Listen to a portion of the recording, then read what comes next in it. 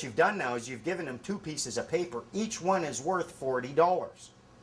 This $40 check does not cancel out the $40 remittance. The $40 check is what they're charging you to do the administration on your remittance. They sign it on your behalf, they send that off, they're getting paid twice.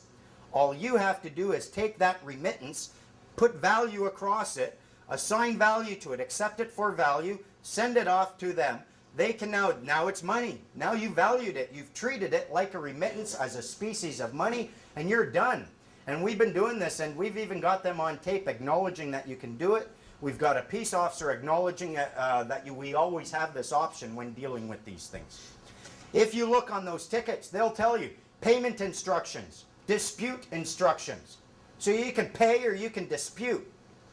If you choose the dispute route and you go in there, they'll give you a piece of paper and it says right on it, date dispute was created. Dispute created by. You created dispute. You never offered discussion. You never offered anything. You jumped right into the dispute and now you're in dishonor. Whether or not you win in court doesn't really matter. You're in court in dishonor. All you had to do was accept what they'd give you, say, I value that. There you go, take it back. Now, how can you do this? How can you just take a remittance and assign value to it?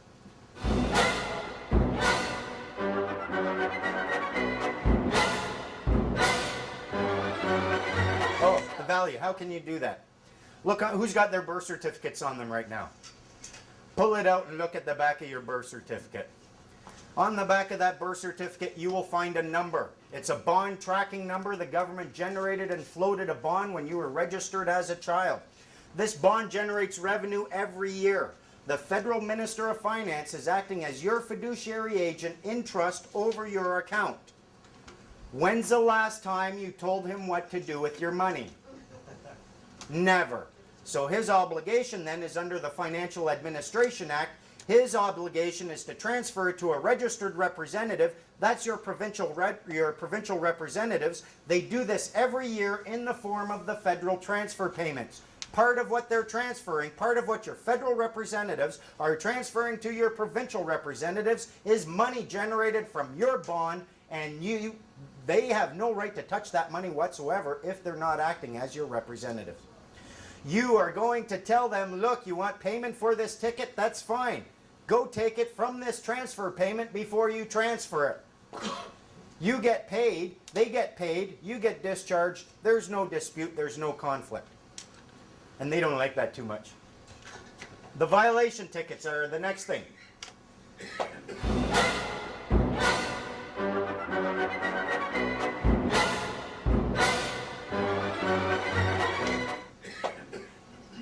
A violation ticket, we live in a place where everything from dog shampoo to Zamboni blades are all registered and regulated.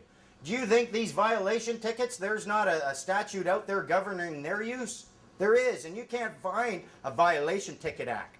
A violation ticket is in fact a bill of exchange. It's just like a check almost. It's an unconditional order in writing addressed by one person to another, signed by the person giving it, requiring the person to whom it is addressed to pay upon a demand or at a fixed or determinable time a sum certain in money to or to the order of a third party or the bearer. Sounds like a big complicated thing. It's not. Look at the bill of exchange or at your violation ticket.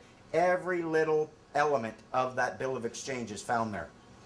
Here's what they want you to do. They want to say, here's your ticket, you sign the original, they keep the original, they give you a copy, now go to court, pay up or go to court.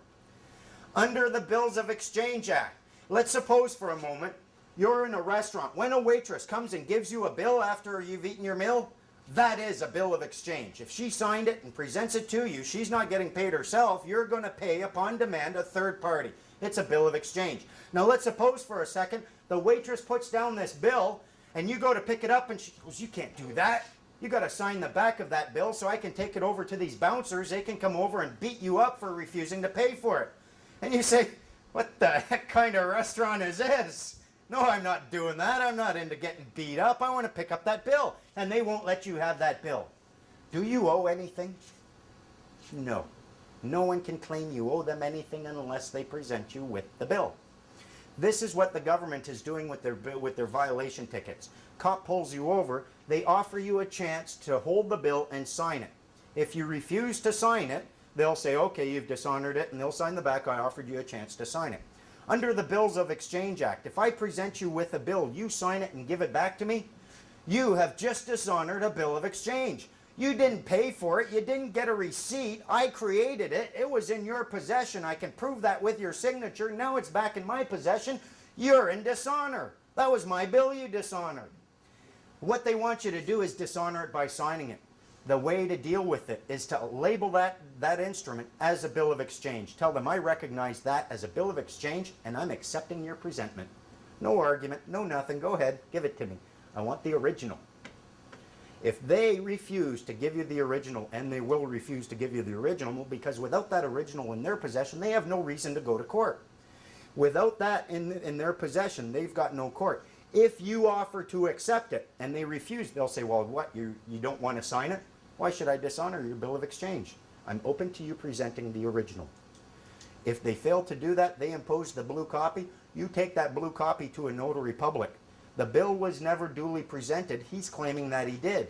You have them stamp it, protest for lack of presentment. You send that off to the third party, the Minister of Finance. They now have 3 days under the Bill of Exchange Act to either establish that it was in fact presented to you or to represent it. If they don't do that in that period of time, guess who's liable for the bill? The cop who endorsed it. Just like the waitress in a restaurant who created a bill, charged someone for lobster when they didn't even have it. You put it in the system, you have to pay for it. People who are doing this now, when they tell the police officers, yeah, that's a bill of exchange and I'm accepting your offer and I want the original, boom, they're closing that book and they're pulling out another book with warnings. And they're giving people all these warnings, saying, well, I've already run your name through the computer, I got to do something here, so I'm going to give you a warning.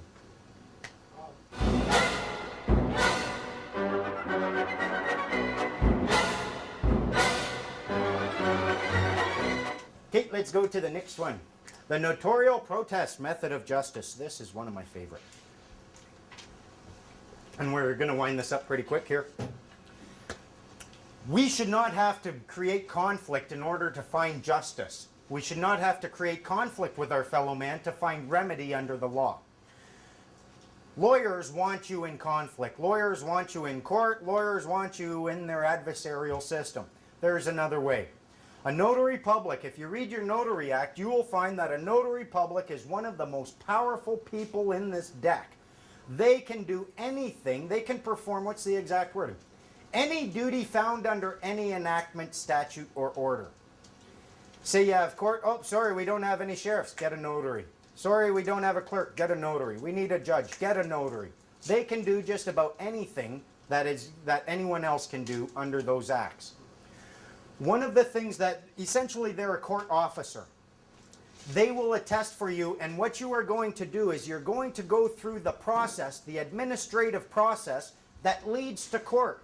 And you're going to do it in such a way that the other party has no standing, so by the time you get to court, you're the only one there. Here's my judgment, sign it, it's done. An administrative judgment will not be turned over because it has nothing to do with the facts, it has nothing to do with the law, and it has everything to do with the proper lawful steps necessary in order to get to a place of adjudication. The way we deal with it, first of all, if, let's say, Gary over there owes me money. I go to him, I say, Gary, you owe me money, here's my bill, buddy. He can either reject it, he can say, no, I'm not touching that, or he can take it and say, yeah, I've got your bill, I've accepted it, but now I refuse to pay. Either way, he's dishonored my bill. A notary public, in order to use a notary public, and you will use them for a bill of exchange, I'll use it for the bill of exchange example, you can also use them for a notice of understanding and intent, you can use them for a claim of right. I go to Larry or Gary and I say, Gary owes me money. I go to a notary public, you want to be notary public? I go to my buddy notary public, say, notary public, Gary owes me money, that rat bastard, he's not paying me.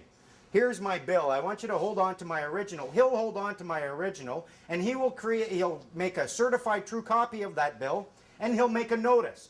He will send this to Gary, say, look buddy, I'm holding on to a bill, it's one of your bills, at least Rob says it is.